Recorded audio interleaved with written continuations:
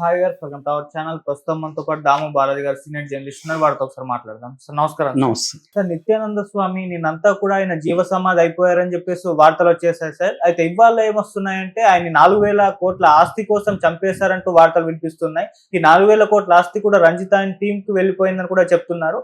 అసలు ఏం జరిగింది నిత్యానంద స్వామి విషయంలో? మరి ఆయన నిజంగా జీవ సమాధి అయిపోయారా, లేకుంటే చంపేస్తారా, లేకుంటే April 1 కదా, ఏప్రిల్ ఫుల్ చేయడానికి ఈ విధంగా డ్రామాలు ఆడుతున్నారంటూ కూడా సోషల్ మీడియాలో వచ్చాయి సార్. ఏం జరిగింది మరి నిత్యానంద స్వామి విషయంలో? ఈ రంజిత్ ఆయన టీం ఎవరు సార్? అంటే ఏప్రిల్ ఫూల్ కోసం ఒక వ్యక్తిని చంపేస్తారా అనేది కొద్దిగా ఆశ్చర్యకరమైన విషయమే.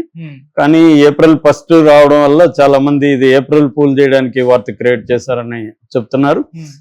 అయితే నిత్యానంద వాళ్ళ ఛానల్ ఒకటి ఉంది, అదేంటంటే కైలాసాస్ SPH నిత్యానంద. ఆ ఛానల్ పేరు, యూట్యూబ్ ఛానల్.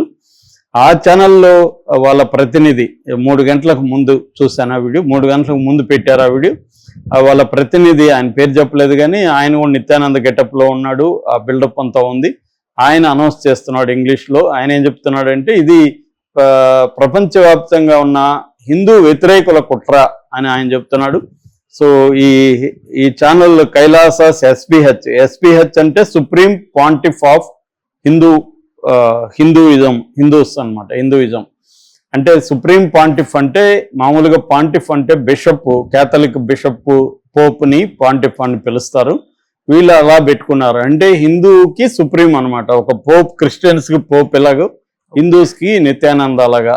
అది వాళ్ళు పెట్టుకున్న టైటిల్ ఆ ఛానల్కి. ఆయన ఏం చెప్తానంటే ఇది నిత్యానంద చాలా హెల్తీగా ఉన్నారు, ఆరోగ్యంగా బాగున్నారు, ఎటువంటి ఆయనకి ఇబ్బంది లేదు, ఆయన సజీవ సమాధి కానీ లేకపోతే ఏమీ అవ్వలేదు, ఇవంతా కూడా కావాలనే క్రియేట్ చేశారు, కుట్రబన్ని హిందూ వ్యతిరేకులు చేశారు అనేది ఆయన ఆరోపిస్తున్నాడు.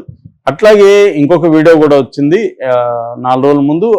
అందులో నిత్యానంద ఆశ్రమంలో ఉన్న ఇంకొక 2 మహిళలు మా అమ్మ నాన్న ఇండియన్ డీప్ స్టేట్ అన్నారు. ఇప్పటివరకు నేను ఇండియన్ డీప్ స్టేట్ అనే పదాన్ని చూడలే. మామూలుగా అమెరికన్ డీప్ స్టేట్ అంటారు. డీప్ స్టేట్ అంటే అర్థం ప్రభుత్వాలు కాకుండా ప్రైవేటు వ్యక్తులు ఒక మాఫియా లాగా అందరూ కలిసి ఏర్పడి కొన్ని లాబింగ్ చేయడాన్ని డీప్ స్టేట్ అని పిలుస్తుంటారు అమెరికాలో. ముఖ్యంగా మిలిటరీ, కొన్ని కార్పొరేట్ సంస్థలు, ఇవన్నీ అమెరికన్ ప్రభుత్వాన్ని పక్కన పెట్టి వీళ్ళ ఇంట్రెస్ట్ల కోసం ప్రపంచవ్యాప్తంగా కొన్ని మిలిటరీ స్థావరాలను ఏర్పాటు చేసుకొని ఎలా చేస్తుంటారు అనేది బేసిక్గా. సో దాన్ని వాళ్ళు ఉపయోగించారు. సో ఏదేమైనా నిన్నంతా కూడా వైరల్ ఏంటంటే ఇతను నిత్యానంద కైలాస దేశానికి అధిపతి, యునైటెడ్ స్టేట్స్ ఆఫ్ కైలాస అతని కంట్రీ పేరు. సో దానికి అధిపతి చనిపోయాడు అనేది నిన్నంత పుకార్లు వచ్చాయి. చనిపోవడం అంటే ఆయన స్వయంగా సజీవ సమాధి అయిపోయాడు. ఇది కొత్త పుకారు ఏం కాదు. 2022లో కూడా ఇలాగే వచ్చింది. అప్పుడు కూడా ఖండించారు. యాక్చువల్గా నిత్యానంద కూడా 4 రోజుల ముందు కూడా డీటెయిల్గా ఆయన దర్శనం ఇచ్చారు, అందరికీ ఆయన మాట్లాడారు. సో 4 రోజుల వరకు కూడా ఆయన యాక్టివ్గా ఉన్నట్టే మనకు కనబడుతుంది. సో అసలు బ్రీఫ్గా మనం నిత్యానంద బ్యాక్గ్రౌండ్ చెప్పుకొని తర్వాత కైలాస దేశం పరిస్థితి ఏంటి, ఈయన చనిపోతే ఆస్తి ఎంత ఉంది, ఆ ఆస్తి రజితకే వస్తుందా, ఈ విషయాల గురించి మాట్లాడదాం. నిత్యానంద 1978లో పుట్టాడు, జనవరి 1న. ఆయన అసలు పేరు అరుణాచలం రాజశేఖర్. ఆయన రాజశేఖరన్. ఆయన ఏంటంటే తిరువన్నమలైలో పుట్టాడు. తిరువన్నమలై అంటేనే మనకి రమణ మహర్షి, అరుణాచల ఆశ్రమం, ఇవన్నీ గుర్తుకొస్తాయి. చాలా మంది తెలుగు వాళ్ళు కూడా ఎవ్రీ మంత్ వెళ్ళే వాళ్ళు కూడా ఉన్నారు, రెగ్యులర్గా వెళ్తారు. అరుణాచలం అంటే అంత ఫేమస్. సో ఇతను అక్కడ పుట్టడం వల్ల మేబీ చిన్నప్పటి నుంచి కూడా ఇతనిలో కొంత స్పిరిచువల్ అవేకనింగ్ అనేది ఉంది. 12 ఏళ్ళకే తన స్పిరిచువల్ అవేకనింగ్ వచ్చినట్టుగా చెప్తున్నాడు. చిన్నప్పుడే పిల్లలకి, తన తోటి పిల్లలకి హెల్త్ బాగాలేకపోతే తను బాగు చేసేవాడు తన స్పిరిచువలిజంతో. అట్లాగే యోగా అవన్నీ కూడా ప్రాక్టీస్ చేసేవాడు అనేది చెప్తున్నారు. దాని తర్వాత ఇతను ఇంజనీరింగ్ చదివాడని ఒక వార్త ఉంది, కానీ అది కరెక్ట్గా చదివాడో లేదో తెలియదు. మెకానికల్ ఇంజనీరింగ్ చదివాడని. కానీ అతను చాలాసార్లు ఉపన్యాసాల్లో అనేక సైంటిఫిక్ పదాలు వాడుతుంటారు, మంచి ఇంగ్లీష్ మాట్లాడుతుంటాడు. సో మంచి ఇంగ్లీషు, తమిళ్ వచ్చు, దానికి సంబంధించి అనేక పుస్తకాలు కూడా అతను రాశాడు.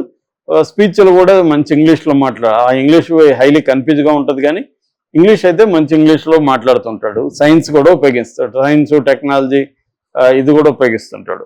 సో అలాగే ఇతను 2003లో ఫస్ట్ టైము బిడది అని బెంగళూరు దగ్గర బిడది అనే ఒక స్మాల్ టౌన్లో ఇతను ఫస్ట్ ఆశ్రమాన్ని పెట్టాడు. ఇతను తన పేరు కూడా 24 ఏళ్ల వయసులో పరమహంస నిత్యానందగా పేరు మార్చుకున్నాడు, వేషం మార్చుకున్నాడు. అక్కడ ఈ బిడదలో ధ్యానపీఠం అనే పేరుతో ఒక ఆశ్రమం నెలకొల్పాడు. అక్కడ అదేమైందంటే ఇతను మంచి ఇంగ్లీష్ మాట్లాడడం, చామింగ్గా ఉండడం, దీంతో మెల్లమెల్లగా పాపులర్ అవ్వడం మొదలుపెట్టాడు. రెండోది ధ్యానం, మెడిటేషను, హిందూయిజాన్ని బోధించడం.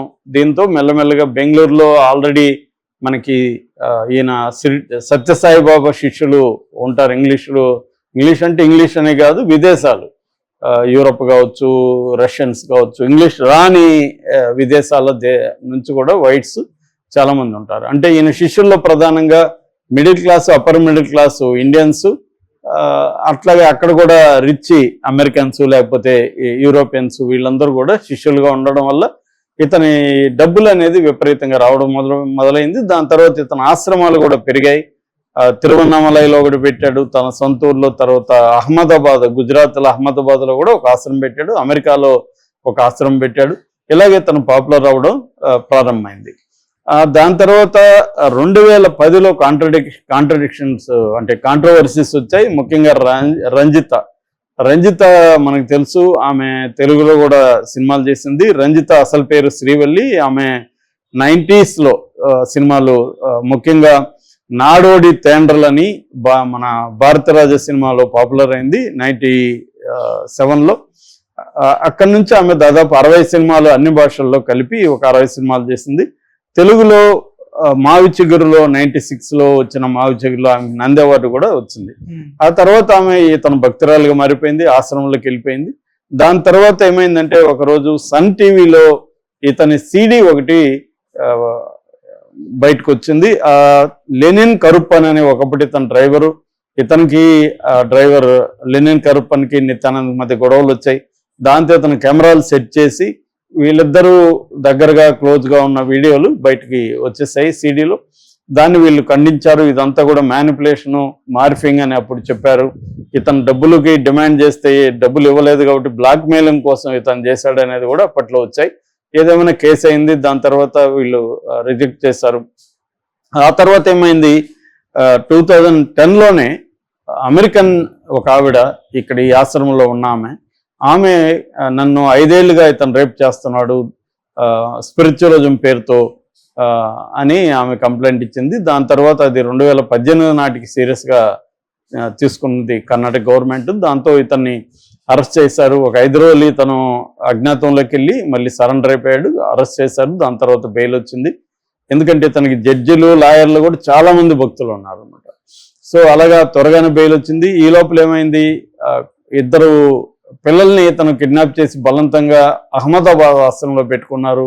హ్యూమన్ ట్రాఫికింగ్ జరుగుతుందని కంప్లైంట్లు వచ్చాయి. దాంతో ఇతను హ్యూమన్ ట్రాఫికింగ్ కేసులో మనం ఇరుక్కుంటే బెయిల్ రాదని చెప్పి ఇతను 2019లో ఎస్కేప్ అయిపోయాడు. ఆ తర్వాత దాదాపు ఒక 7-8 నెలలు ఇతను అచూకీ లేదు. 2020లో సడన్గా అనౌన్స్ అయింది యునైటెడ్ స్టేట్స్ ఆఫ్ కైలాస అని దేశం పెట్టాడు. ఇతను ఆ దేశానికి అధ్యక్షుడు. దానికి సింబల్ సావరన్ స్టేట్ అంటారు, స్వతంత్ర దేశంగా డిక్లేర్ చేసుకున్నాడు.